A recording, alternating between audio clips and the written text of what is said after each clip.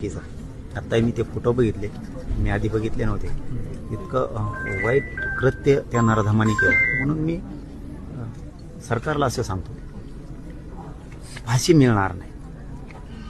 कोपर्डीच्या प्रकरणात आणखीन आरोपीला फाशी नाही मिळाली. जर खरंच त्या 3 वर्षाच्या लेकीला तुम्ही लाडकी लेक म्हणता, लाडकी बहीण म्हणता, तर मुख्यमंत्र्यांनी आणि दोन्ही उपमुख्यमंत्र्यांनी खरंच लाडकी लेक वाचवायची असत तर फाशी होईल का नाही ही शंका आहे.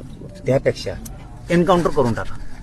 एकदम करेक्ट. तुम्ही एन्काउंटर करून टाका.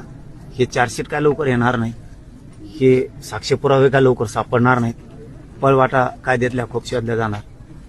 जर पुन्हा असं जसं आपल्या यज्ञाताईला झालं तसं कायदाच यज्ञाताई म्हणून एक नवीन कायदा पारित करायचा किंवा त्याच कायद्यात दुरुस्ती करायची.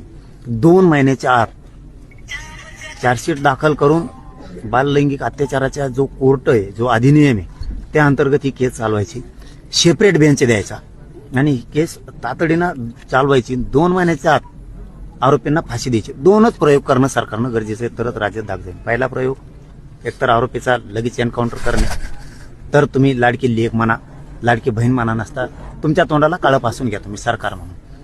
नसता दुसरं 2 महिन्याच्या आत केस संपवायचे म्हणजे संपवायचे. आणि जर तुम्ही हे नाही 2 महिन्यात संपवायचे आणि फाशी द्यायची, तरच धाक बसत दरारा निर्माण होईल आणि असे कृत्य मुलींवरती, लेकी बाळींवरती पुन्हा होणार नाही. आणि तुम्ही असं नाही केलं तर पूर्ण राज्यात आम्ही आंदोलन सुरू करणार.